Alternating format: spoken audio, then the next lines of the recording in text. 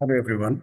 This is part 4 of our biology crash course for bioinformatics. So in this tutorial, I'm going to mainly discuss about epigenetics and methylation, which are two very important topics for bioinformatics. So if you haven't watched the previous videos of the series, kindly watch those first because I have built this series in a way which sort of gives you the intuitions, the basics to move on with the next parts of the series. So I will basically think that, okay, you know what I'm talking about when I'm referring to the previous parts of the series. Okay, so let's start. So first of all, I will give you some new idea which is known as gene and promoter. So I haven't talked about this before. So I will talk about gene very briefly in this video because later on in one of the videos I will talk about RNA, RNA-seq and all those things. And there I will talk about gene in more detail.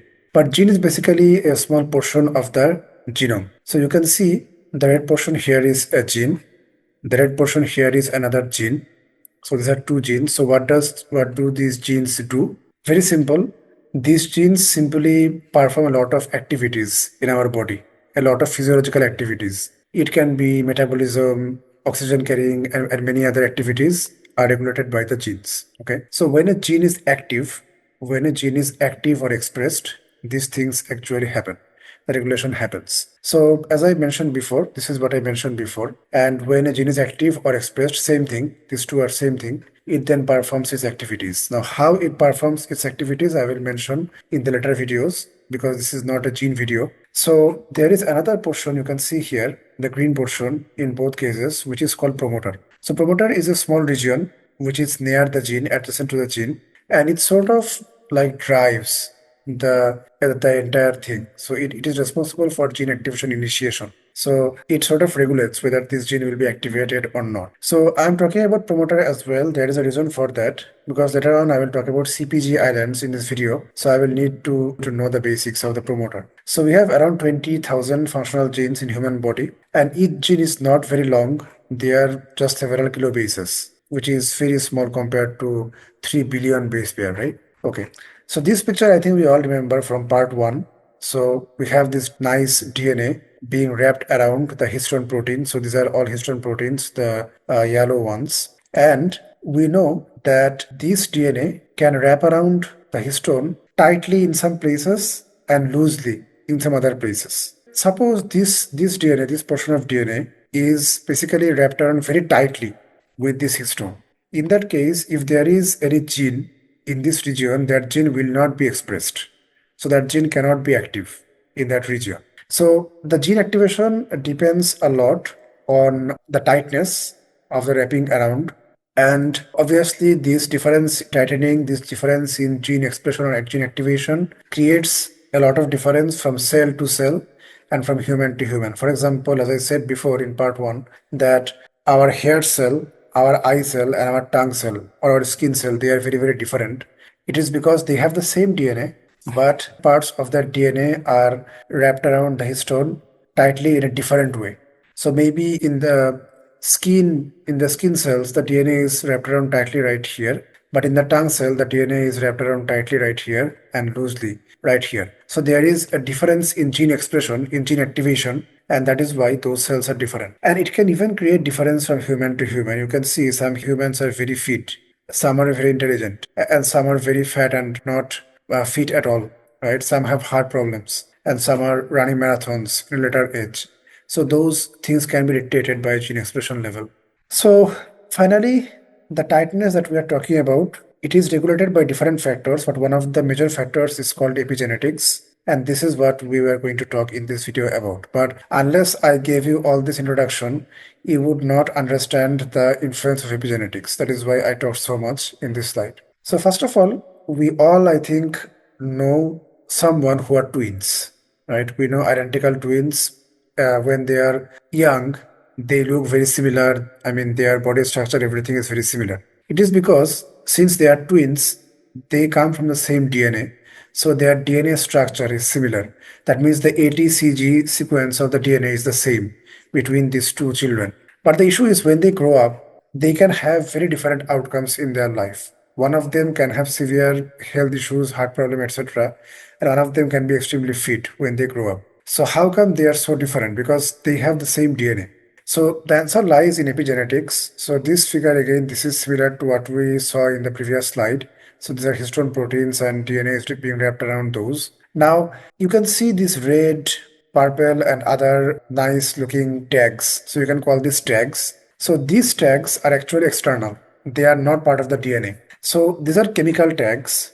These are chemical tags attached to the DNA. So these chemical tags are floating around our body and they can attach to different parts of the DNA, and they are external, they are not internal to DNA. And there can be different tags like methylation, phosphorylation, acetylation, ubiquitation, etc. So the pattern of these addition of tags can determine how loosely or how tightly some DNA actually like wraps around some histone, which basically dictates the gene activation level. And this is why these external tags are so important. So most likely this person right here who is having heart problems have introduced some bad tags in some crucial genes, and this person may have introduced some good tags in some effective places where the good genes are being activated or bad genes are being suppressed, right? So that is the important thing. So all these chemical tags, they are known as epigenomes, and their study is known as epigenetics. So let me see if I have missed something. Now,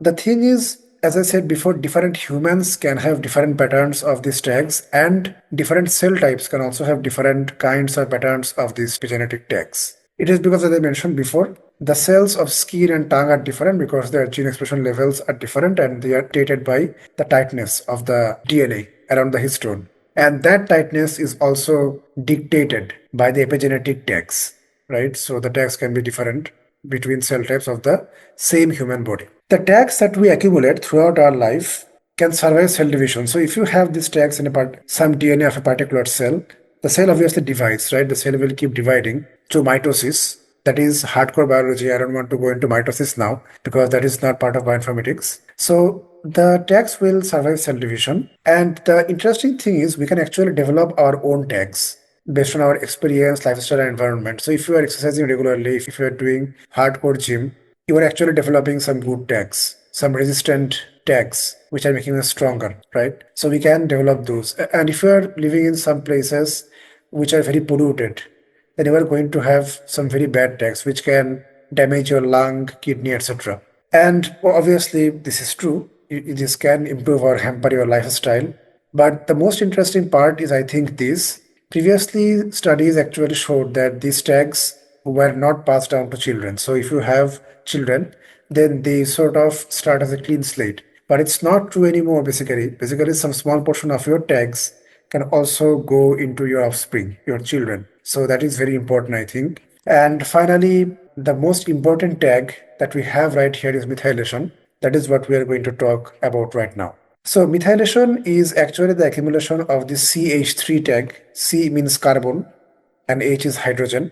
So CH3 is the methyl radical. So if you know your chemistry from higher secondary, then this is basically the methyl radical. That is why it's called methylation. And this methyl radical only gets attached to C, cytosine. It will never get attached to A or T.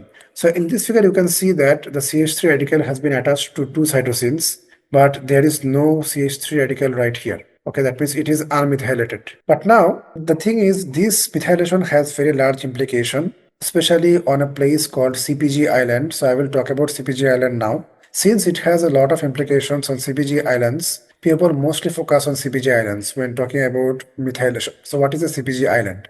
So it's obviously a DNA region and it is located near the gene. Actually, I should say it is located near the promoter. So you saw before right here, let me go again, that you have the promoter near gene, and CPG islands are actually located very close to promoter regions. So this is very close to promoter regions, and it is a region with very high amount of CG dinucleotide. So you know that the DNA is consisted of ATCG. The CG substring will appear a lot in the CPG island. So CG, CG, CG, etc. That is why it's called CPG. The P is for phosphate. It is again chemistry thing, how C and G are actually bounded. We don't have to be concerned about that. So again, as I said before, it's near promoter regions and its size aren't too long. It's again just 500 to 2000 bases long, not very long. Since it is near the promoter region, and we know that promoter region is the one which influences gene activation, we saw it in the first slide. So if the CPG island near a promoter region is unmethylated, or if it is methylated, it can turn the gene on and off. It can actually help turn on or off the gene. Okay, that is why it is very, very important. Another property of the CPG islands is the GC content of this region is relatively high. So this GC content, GC bias, those things we have actually studied previously. Now this GC content is not part of the GC bias. I mean, it's just biologically sort of high, and you see that the GC content is close to 60%. So expected is 50%, around 50%, but it's relatively high in these regions because there are a lot of CG, etc. And I mean, there are 30,000 CPG islands. You know that they are not very long, so they only cover 1 to 2% of human genome. And finally, the thing is, if you can analyze the methylation patterns in this CPG island, which you should do, you can know a lot about diseases and you can know a lot about the genetic makeup of a human being and different cells. That is why it is so important. Now, how can you even analyze the methylation pattern unless you can read these radicals, read these methyl radicals, right? So how do you actually observe the methylation state? It is through bisulfite sequencing. So I will now talk about bisulfite sequencing. Now, this is not a place for me to teach you how to do sequencing because that is the work of biology people. But I want to introduce you to the basics. Previously, we talked about low pass whole genome sequencing, deep whole genome sequencing, targeted sequencing, etc. I think it was in part 2 of the video series. So now we are going to talk about bisulfite sequencing. But before talking about that, I want to talk about two more things, which is hypermethylation and hypomethylation. We are going to see these two terms a lot. The hypermethylation is nothing but an increase in methylation compared to what is expected, and hypomethylation is just a decrease in methylation compared to what is expected. So it's no rocket science. Let's now talk about bisulfite sequencing. So this is the original DNA, and you can see that some methylation radicals are actually attached with these two cytosines. But this cytosine doesn't have anything with it. So if you do a thing called bisulfite conversion, then all the unmethylated Cs or cytosines will turn into uracil. So U means uracil. Let me actually see if I can write this uracil. Okay, this is what it is. So it converts to uracil, but you can see that the methylated Cs are actually kept intact.